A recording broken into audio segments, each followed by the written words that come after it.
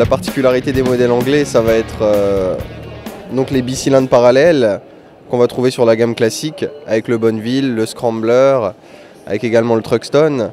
Par la suite, on va également avoir les moteurs 3 cylindres, donc les 3 cylindres en ligne qui ont fait vraiment la réputation de triomphe pour tout simplement leur linéarité qui est très demandée, très réputée.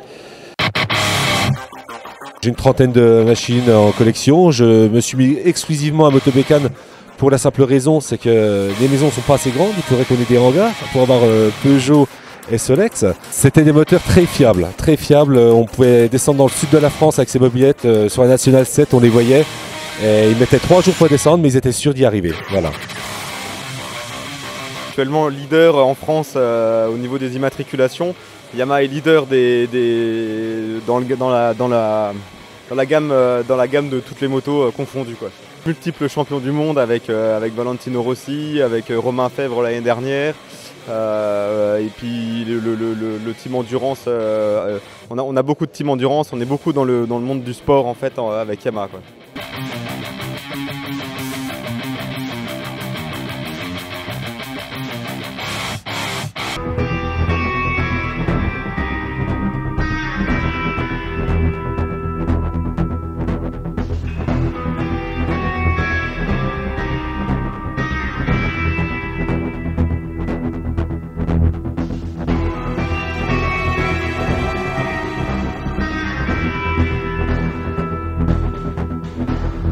Et aujourd'hui, on a emmené des petits quads d'enfants pour montrer qu'on vend ceci chez Maxès à Maxéville, ainsi que des dirt.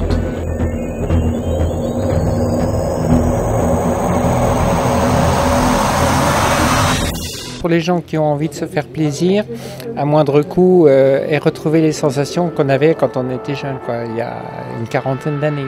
Voilà. C'est surtout les années 70 en fait, c'est la génération des gens qui ont connu les années 70.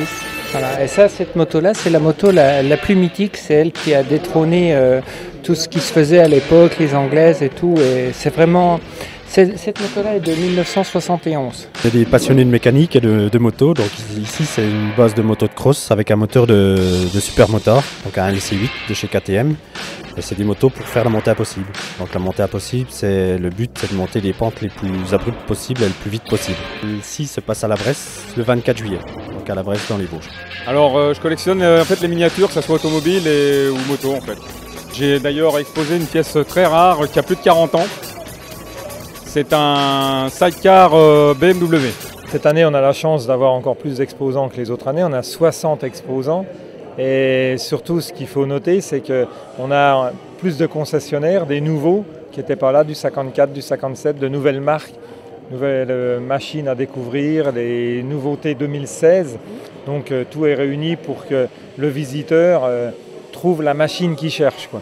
Alors, je crois que c'est un événement important dans le bassin Mussy-Pontin. C'est un événement sportif parce que c'est du sport de faire de la moto, de faire des runs comme on va avoir des petits runs, Donald, comme on va voir cet après-midi et demain après-midi. Et puis c'est un événement commercial également. C'est le seul salon de la moto qu'il y a en Meurthe-et-Moselle. C'est un des rares de Lorraine. Et donc c'est important que tous les professionnels, que tous les amateurs de moto se retrouvent à Montrichard pour ces 2 journées-là qui sont remarquablement organisées par Donald et toute son équipe. On a là devant nous des machines exceptionnelles et puis du spectacle, des concerts musique, de quoi se restaurer, une petite tarte flambée, de la confiserie, les enfants, un château gonflable. Je veux dire, tout est réuni pour qu'on passe un bon week-end. Et voilà, la météo, c'est un critère, c'est tout.